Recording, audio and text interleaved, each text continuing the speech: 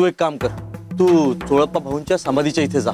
स्वामींना तिथे चोळप्पा भाऊंच्या समाधीजवळ उन्मनी अवस्थेत बसलेले आहेत. तू जाऊन जरा तिथे लक्ष ठेव. जराही स्वामींची अवस्था भंग पावतेय असं वाटलं तर लगेच ताबडतोब मला इथून जा तू.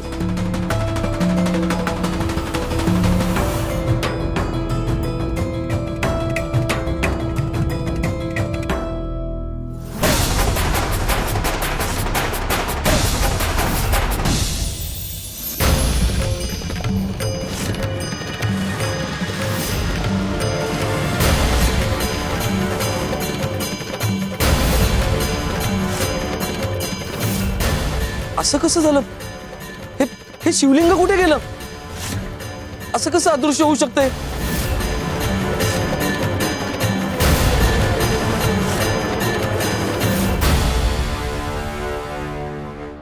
स्वामी इथे हे म्हणाले होते की स्वामी चोळप्पाच्या समाधीपाशी बसलेत आणि इथे तर स्वामी माझ्या समोर आहेत.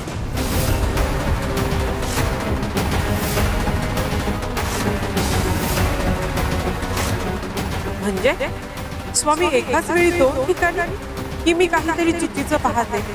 नाही, काहीतरी वेगळं आहे हे.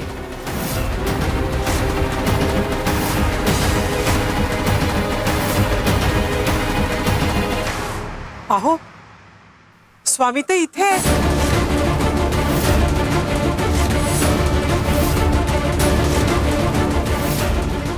स्वामी इथे?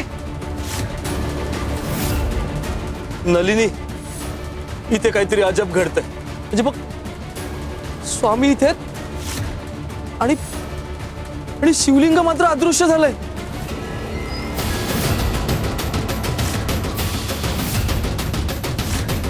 अरे देवा, शिवलिंग कुठे गेलं? अगं, मलाही काही कळत नाहीये. हे शिवलिंग आत्ता इथे होतं, असं कसं अदृश्य झालं? आणि स्वामी तर त्या चोळप्पा भाऊंच्या समाधीजवळ होते ना, मग ते इथे कसे आले? नियम मोडल्यामुळे तर नसेल ना? स्वामी आपली परीक्षा घेताय. नलिनी, आपण एक काम करूया, आपण स्वामींशीच बोलूया. चल.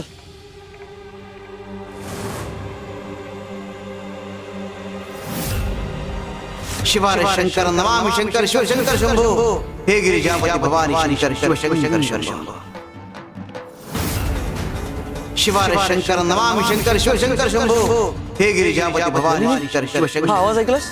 अहो, शिवार शंकर नमामि शंकर शिव शंकर शंभो. हे गिरिजापति भवानी शंकर शिव शंकर. आवाज शिवलिंगाचा इथून येतोय.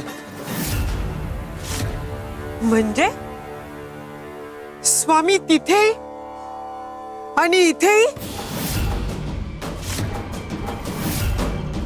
शिवार शंकर नमामि शंकर शिव शंकर शंभो. हे गिरिजापति भवानी शंकर शिव शंकर शंभो.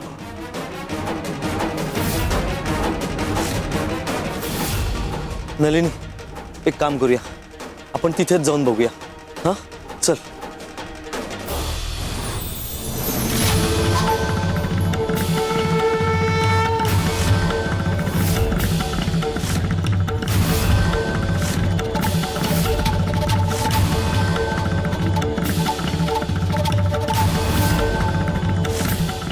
दोन्ही ठिकाणी स्वामी, इथेही आणि इथेही.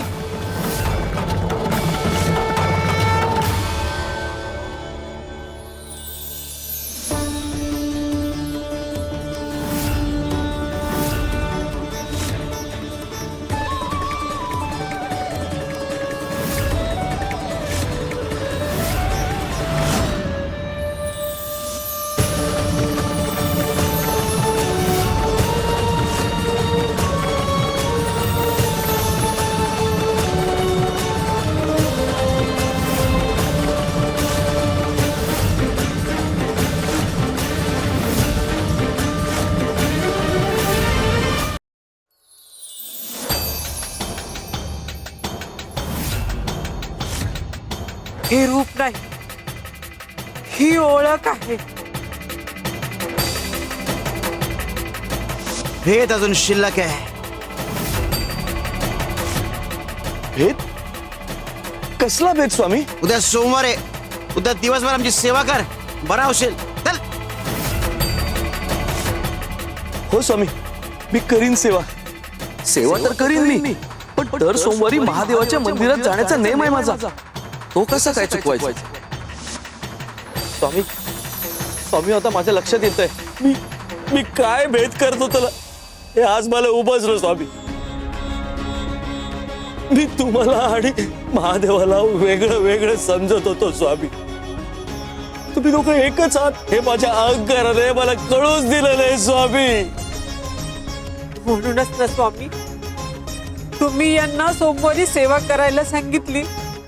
तुमची सेवा म्हणजेच महादेवाची सेवा आहे.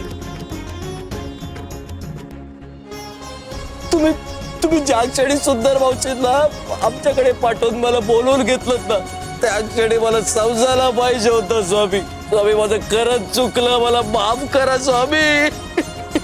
नंदरा, तुझ्या या भेद करण्याच्या चुकीमुळे तुझा आजार लवकर बरा झाला नाही. तू उपचार पुढे ढकलत राहिलास, उपचार आणि सत्य टाळत राहिलास.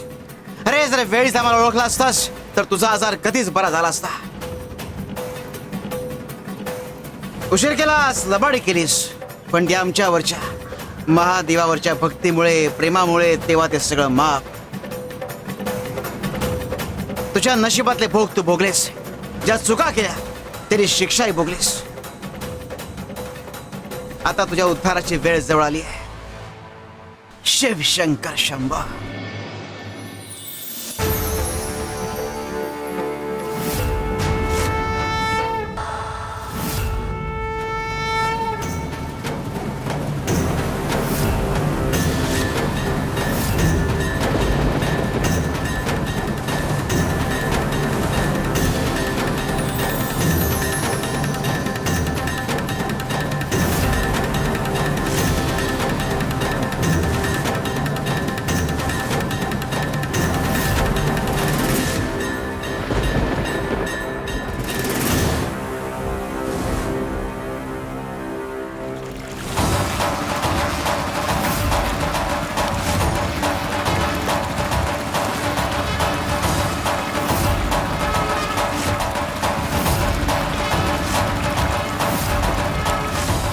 नंदराम हे तीर्थ प्राशन कर, आजार मुक्त होशील. जशी आपली आज्ञा.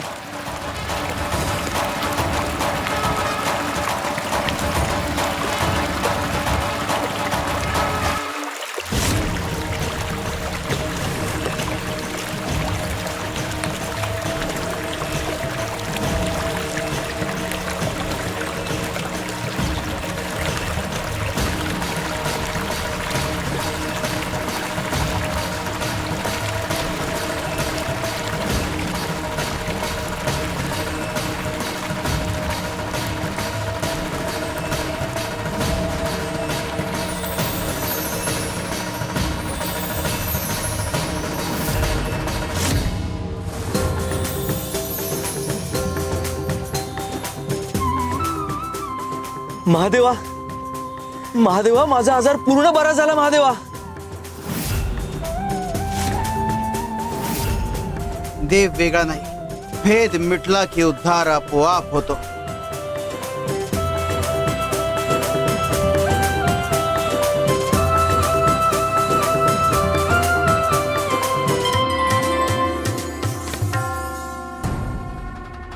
स्वामी देवा, स्वामी देवा, देवा, तुम्ही जर निघायचं ठरवलंच असेल ना तर माझा श्वास थांबेल. देवा, तुमच्याशिवाय नाही जगू शकत हो मी. तुम्ही श्वास आहात माझे. तुम्ही जर निघून गेलात तर माझा श्वास थांबणारच आहे देवा.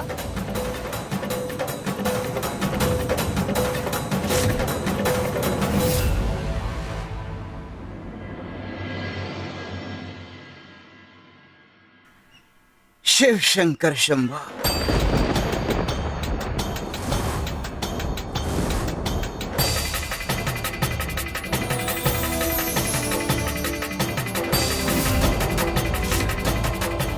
स्वामी, हे शिवलिंग हे घे. हे घरी घेऊन जा, इथे स्थापना कर. या शिवलिंगाच्या रूपाने आम्ही कायम तुझ्या सोबत असू. डोळ्यांना जरी दिसलो नाही तरी कायम तुझ्या मनात असो. स्वामी आम्ही धन्य झालो स्वामी.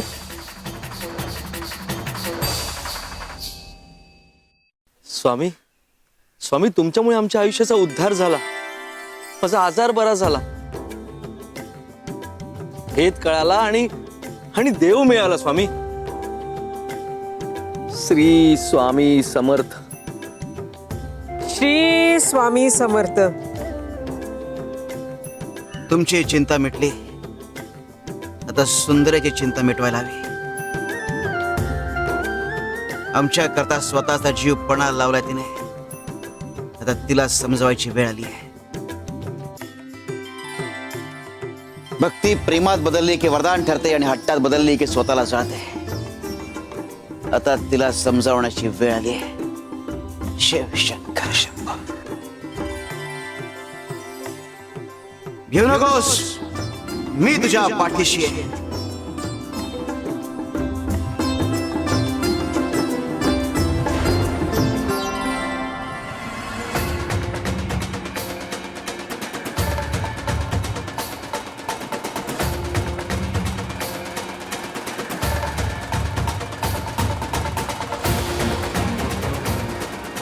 अहो सुंदरा मावशी हे काय करताय? श्वास रोखून धरलाय. ए बा स्वामींना परत बोलवण्याचा हा उपाय. हे असं टोकाचं पाऊल उचलू नका. अहो स्वामी परत येतील आणि स्वामींना असं वेठीला धरणं स्वामींनाही आवडणार नाही. आणि तुम्हाला काही झालं तर? हो सुंदरा मावशी, अहो ऐका आमचं, नका असं करू. स्वामी तुम्ही जिथे कुठे गेला असाल तिथून परत या, नाहीतर या सुंदरा मावशी त्यांच्या जीवाचं काही.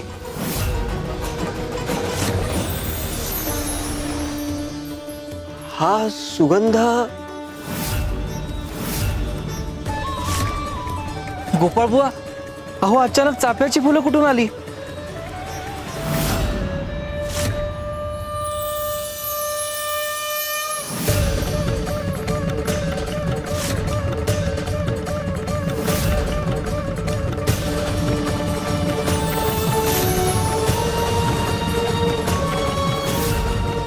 माझा हेतू साध्य झाला.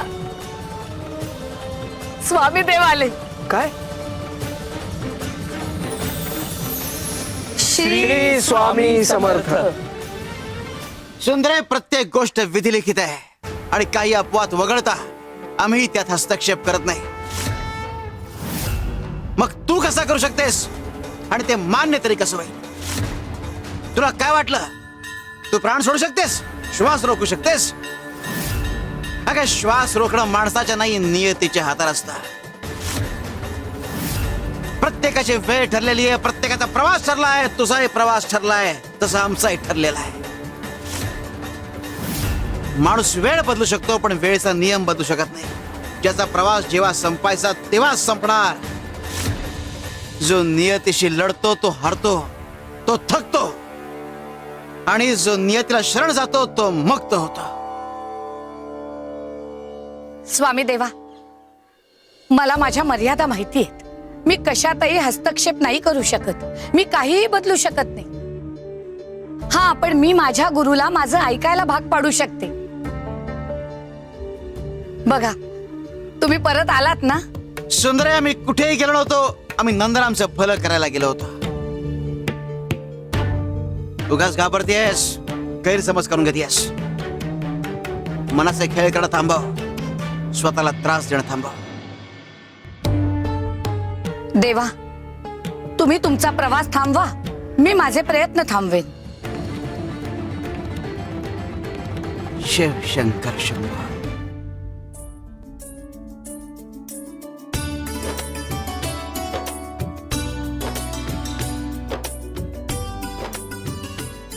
निरंजनराव, अक्कलकोटमध्ये तुमचं स्वागत आहे. अहो, तुमच्यासारखा मोठा कवी, साहित्यकार इथं येणं म्हणजे आमच्यासाठी गौरवाची गोष्ट आहे. हो ना, संपूर्ण परदेशात यांच्या लेखणीचीच कीर्ती. हो ना, आम्ही असं ऐकलंय हैदराबाद संस्थानाच्या राजाकडून तुम्हाला खूप मोठा पुरस्कार मिळालाय म्हणे. ते पहा, पुरस्कार स्वरूपात मिळालेलं ते धन, हा मानाचा तुरा, हे राजवस्त्र आणि हा राजाचा लखोटा. तिकडच्या राजाचं मी एक चरित्र लिहिलं. त्याकरता मला सर्वोत्तम चरित्रकार म्हणून सन्मान मिळाला. राजकवी म्हणून मान्यता मिळाली आहे, राजाश्रय मिळालाय मला. आणि हे त्या मान्यतेचं पत्र.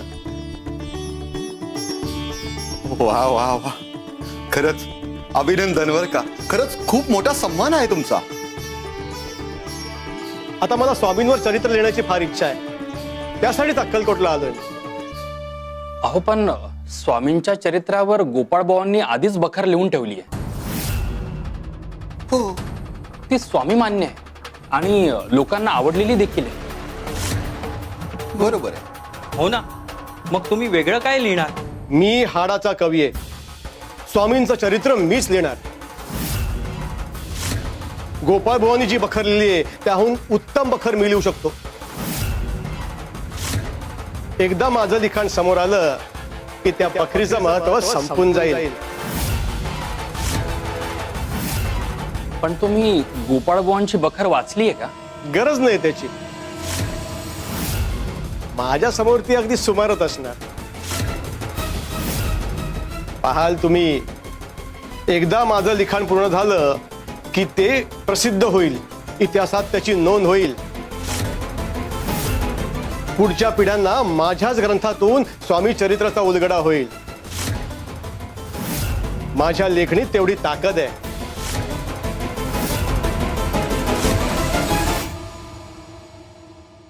स्वामी देवा, आज मनाला अगदी बरं वाटतंय हो. गोपाळा, जा एक पहार घेऊन ये. हो स्वामी.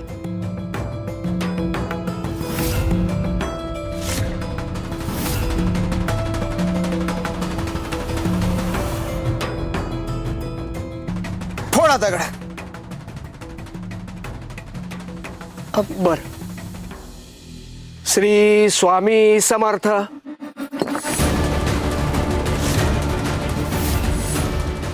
श्री स्वामी समर्थ. श्री स्वामी समर्थ.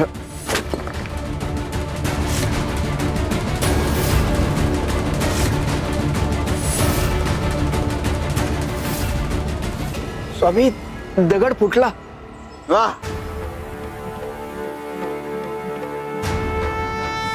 गोपाळा, तो समोर मोठा डोंगर दिसतोय का? त्याच्यावर एक भली मोठी कडाय बघ. जा, जाऊन फोड ती. स्वामी देवा, अहो हे काम तुम्ही गोपाळ बुवांना का सांगताय? ते काही दगड फोडणारे कारागीर नाहीयेत. काय रे गोपाळा, जमेल का? स्वामी, तुमचा आदेश आहे म्हणून मी प्रयत्न करेन. पण तो कडा एवढा भक्कम आहे की ती फुटायची नाही. उलट ती पहारच तुटून जाईल. पण तो कडा तसाच राहील. आम्हाला तुला हेच सांगायचंय गोपाळा.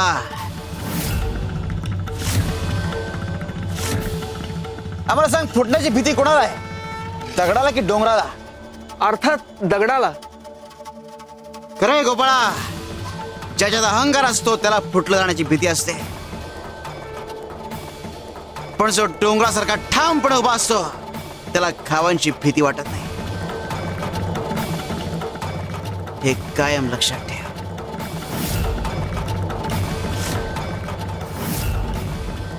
शिव शंकर शंभो.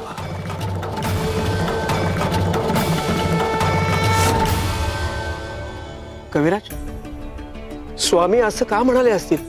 गोपाळ बुवा, अहो स्वामी देवांची लीला ही अशी ओघातच उलगडते. ही सुद्धा उलगडेल हो.